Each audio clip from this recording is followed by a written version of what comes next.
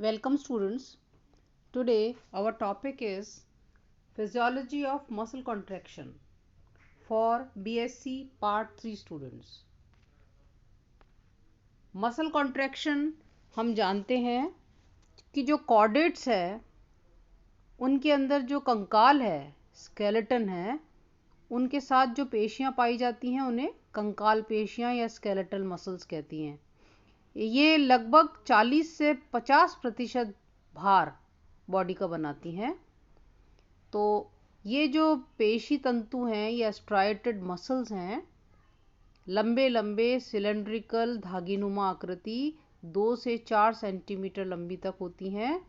इनकी outer covering आप चित्र में देखते जाइए। आउटर कवरिंग को सार्कोलेमा कहते हैं और इसके अंदर न्यूक्लियस पाया जाता है और इसका जो साइटोप्लाज्म है उसे सार्कोप्लाज्म कहते हैं। अब एक एक इसको अगर गहराई से देखें तो आप चित्र में देखिए, ए चित्र होल मसल है, बी चित्र में देखिए कि वो छोटे छोटे तंतु के रूप में गहराई से देखने पे, सी चित्र में देखिए उसके अंदर न्यूक्लियस, सार्कोप्लाज्म, मसल फाइबर पाई जाती है। डी चित्र में देखिए लाइट और डार्क बैंड के रूप में दिखाई दे रहा, गहरे और हल्के, गहरे और हल्के। इसको जब हम एनलार्ज करके देखते हैं तब हमें पता चलता है कि ये तंतु जिनकी 30 सेंटीमीटर की लंबाई होती है और ये बेसिक यूनिट होती है मसल की, ठीक है। और इनको हम मायोफाइब्रिल्स भी कहते हैं और लंबाई में होते हैं लॉन्जिट्यूडिनल फाइबर्स। इनके अंदर जो माइटोकॉन्ड्रिया पाया जाता है उनको सार्कोजोम्स कहते हैं। गोल्जी बॉडी, लिपिड, ग्लाइकोजन, ये भी इसमें पाया जाता है। जब लाइट और डार्क देखते हैं तो हमें ये पता चलता है कि जो गहरी पट्टियां होती हैं उनको तो ए बैंड्स, एन आइसोट्रॉपिक कहते हैं, और जो डार्क होती है, लाइट होती है कम गहरी, उसे हेंसन्स जोन भी कहते हैं, ठीक है। और जो कम गहरी होती है इसको आइसोट्रॉपिक बैंड भी कहते हैं। अगर आप चित्र को देखते जाएंगे तो आपको समझ में आएगा। देखिए चित्र में देखिए, एक्टिन, मायोसिन, एक्टिन बैंड है, मायोसिन बैंड है और एक ए बैंड है। ए बैंड में केवल मायोसिन ही पाया जाता है और जेड लाइन दिखाई दे रही है। जो जेड लाइन होती है ये 2 सार्कोमियर्स के बीच की एरिया होता है। तो सबसे स्मॉलेस्ट यूनिट जो क्या हुई, 1 सार्कोमियर। जेड लाइन दोनों तरफ दिखाई देगी और ये एक यूनिट बनाती है। बीच का ए बैंड हुआ, साइड का आई बैंड हुआ। जो एक्टिन और मायोसिन है ये फिलामेंट एक दूसरे के ऊपर स्लाइड करते हैं तो मसल की थिकनेस बढ़ जाती है लेकिन उसकी लंबाई कम हो जाती है। और आप चित्र में देखेंगे लेफ्ट साइड में, तो ये जो क्रॉस ब्रिजेस बता रखा है, क्रॉस ब्रिजेस के रूप में जैसे हुक होता है उस तरीके से ये मसल काम करती है। तो अगर अपन इनको केमिकली देखें तो जो मसल्स हैं वो असल में हैं क्या। थिक और थिन फिलामेंट तो हमने देख लिया है, ये प्रोटीन के बने हुए होते हैं।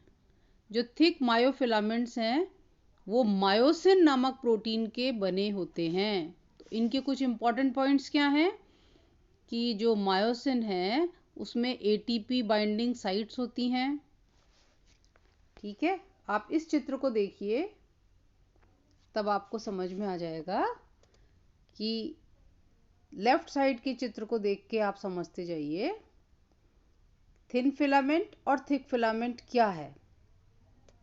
इसमें ट्रोपोनिन, एक्टिन, और ट्रोपोमायोसिन, देखिए ट्रोपोमायोसिन बीच की पतली सी है, ट्रोपोनिन गोलाकार है और एक्टिन गोल गोल, और वो एक दूसरे के ऊपर ऐसे घूमे हुए हैं। नीचे वाला थिक फिलामेंट है, उस थिक फिलामेंट का जो एक हेड उभरा हुआ एक्टिन या थिन फिलामेंट से एक जगह पे जुड़ जाता है, और वो जुड़ता ऐसा है कि वो लॉक हो जाता है, फिर वो खुलता नहीं है।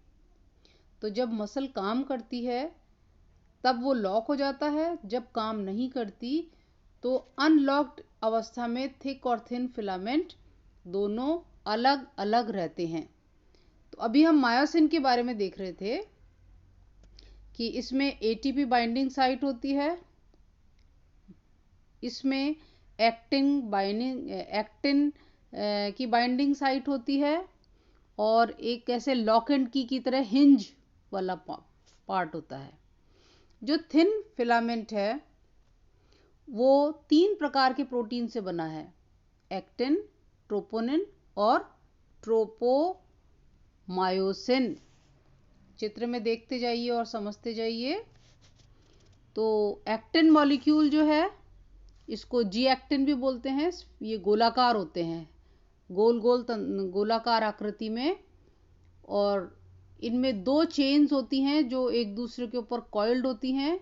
तो ट्रोपोमायोसिन मॉलिक्यूल जो होते हैं ये चेन के रूप में पाए जाते हैं गोलाकार आकृति में, और इनके ऊपर जो है ट्रोपोमायोसिन के ऊपर ट्रोपोनिन मॉलिक्यूल होता है।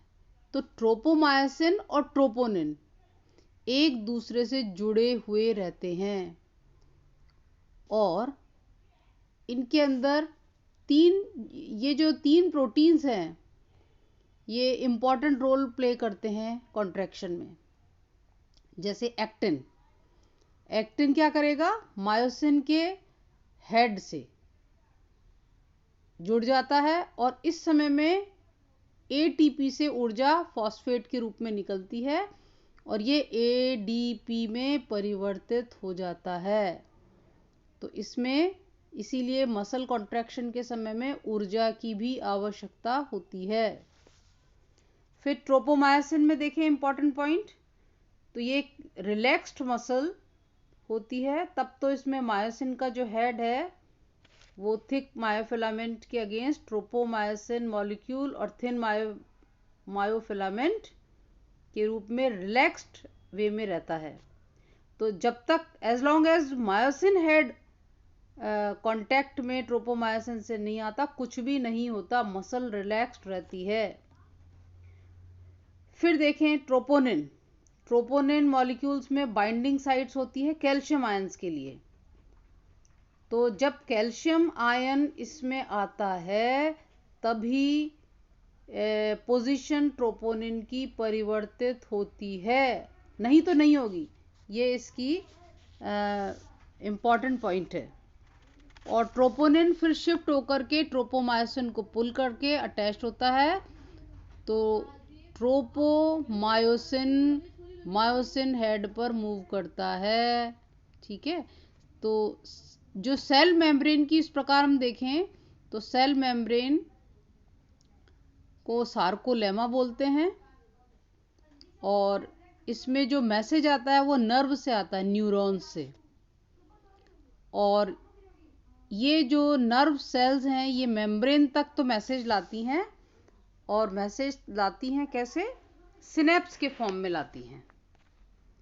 तो आप देखो कैसे लाएंगी कि एक मैसेज आया, एक न्यूरॉन दिख रहा है, इस न्यूरॉन से हम देखेंगे एसिटाइल कोलिन निकलता है नर्व एंडिंग से, और जो मसल है उसकी मेम्ब्रेन पर मैसेज जाता है, और वहाँ से मेम्ब्रेन के अंदर जो कैल्शियम होता है वो रिलीज होता है।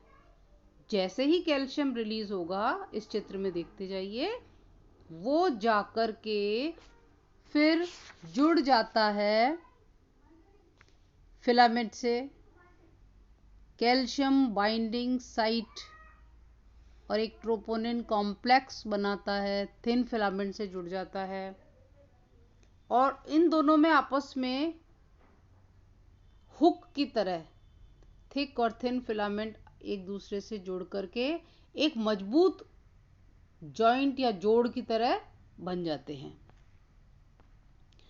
तो मसल यानी कि काम कैसे करती है, फिजियोलॉजी क्या है इसकी, कि जब कैल्शियम आता है तो एनर्जी, ऊर्जा एटीपी से एडीपी में परिवर्तित होगी, फॉस्फेट निकलेगा, कैल्शियम जाएगा, बाइंड करेगा और नीचे जो थिक फिलामेंट है उससे हेड खड़ा हो जाएगा और फिक्स हो जाता है, ये मायोसिन हेड फिक्स हो जाता है एक्टिंग बाइंडिंग साइट से।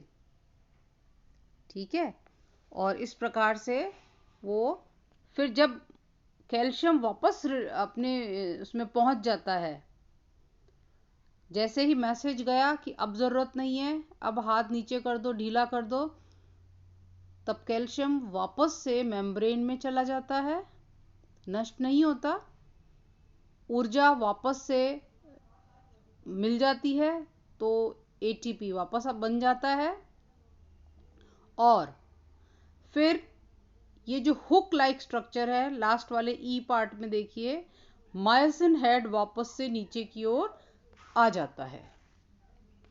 इस चित्र में भी यही समझाया है, आप देखते रहिए। पहले चित्र में देखिए कि वो हुक की तरह बना हुआ है, फिर फॉस्फेट आ गया, फॉस्फेट के आने से, ऊर्जा के आने से वापस से हेड नीचे हो गया और मसल रिलैक्स हो गई। तो इस चित्र में देखिए आप, नर्व एंडिंग से लेफ्ट चित्र में मैसेज आया नर्व के द्वारा और जब मैसेज आता है तो एसिटाइल कोलिन के ग्रैन्यूल्स निकलते हैं। मैसेज एक बार आ जाता है और वहाँ आसपास जो एसिटाइल कोलिन एस्ट्रेस है, हमने पूर्व के पाठ में भी ये पढ़ा था कि एसिटाइल कोलिन एस्ट्रेस उसको फिर नष्ट कर देता है। एक बार मैसेज जब मसल को मिल जाता है तो वहाँ से कैल्शियम रिलीज हो जाता है और कैल्शियम रिलीज होते ही एक्टिन और मायोसिन दोनों एक दूसरे के ऊपर स्लाइड हो जाते हैं। दो जेड लाइन के बीच में डिस्टेंस कम हो जाता है और मसल की लंबाई कम हो जाती है। इस प्रकार हम देखेंगे कि इसमें देखिए, इस चित्र में ऊपर फाइबर में देखिए पॉजिटिव चार्ज बाहर की ओर है और ये पॉजिटिव चार्ज कैल्शियम की वजह से है। जैसे ही मसल में कैल्शियम अंदर आता है तो पॉजिटिव चार्ज अंदर आ जाता है और बाहर की ओर फिर नेगेटिव चार्ज आ जाता है। तो जब भी चार्जेस आते हैं तो वो फिर बैलेंस करने की कोशिश करते हैं। तो जैसे ही वापस से मसल रिलैक्स होती है तो कैल्शियम वापस बाहर की ओर पॉजिटिव चार्ज कर देता है। ठीक है, अब इसमें एक इम्पॉर्टेंट चीज़ थी कि भाई इसे बार बार ऊर्जा की आवश्यकता होती है, तो भोजन द्वारा कार्बन CO2 और H2O बनता है और उससे फॉस्फेट ग्रुप बनता है, वो क्रिएटिन और आर्जिनिन के साथ मिलकर क्रिएटिन और आर्जिनिन बनाता है और फॉस्फेट बनाता है और ये फॉस्फेट और कैल्शियम मिलकर मसल को काम करने में मदद करती हैं। तो इस प्रकार से हम देखेंगे कि जो मसल कॉन्ट्रैक्शन है उसके समरी के रूप में शॉर्ट पॉइंट्स क्या क्या इंपॉर्टेंट हुए। पहला तो कि मसल के द्वारा मसल में इम्पल्स का आना, आवेग का पहुंचना, अराइवल ऑफ इम्पल्स। दूसरा इंपॉर्टेंट पॉइंट आप देखिए कि डीपोलराइजेशन, जब पेशी तंतु में झिल्ली का विध्रुवीकरण, डीपोलराइजेशन। फिर तीसरा इंपॉर्टेंट हो गया रिलीज ऑफ कैल्शियम, जैसे ही आएगा तो कैल्शियम आयनों का निष्कासन। चौथा इंपॉर्टेंट पॉइंट हो गया एटीपीएज एक्टिवेशन, ऊर्जा की आवश्यकता तो रहेगी तो एटीपीएज का उत्तेजन। पांचवा पॉइंट हो गया हाइड्रोलिसिस ऑफ एटीपी, एटीपी का जल अपघटन। ये तो हो गया जब वो मसल एक्टिव रहती है। जब मसल्स रिलैक्स होती हैं तब क्या परिवर्तन आते हैं? Number 1, exhaustion of nerve impulse, तंत्रिका आवेग का निर्वातन। दूसरा point, withdrawal of calcium, calcium आयनों का अपनयन। तीसरा पॉइंट हो गया repolarisation of the fibre membrane, आप चित्र में भी देखते जाइए, पेशी तंतु झिल्ली का पुनः ध्रुवीकरण। चौथा पॉइंट हो गया इनिबिशन ऑफ एटीपीएस, एटीपीएस का संदमन। और लास्ट पांचवा पॉइंट हो गया रीसिंथेसिस ऑफ एटीपी, एटीपी का पुनः संश्लेषण। हमने देखा था अभी भी पूर्व में कि भाई वापस भोजन के द्वारा एटीपी मसल को प्राप्त हो जाती है। और माइटोकॉन्ड्रिया इस काम में, माइटोकॉन्ड्रिया की संख्या इसीलिए इनमें ज़्यादा होती है और वो इस काम में मदद करते हैं। इस प्रकार आपका ये चैप्टर ख़त्म होता है। थैंक्स।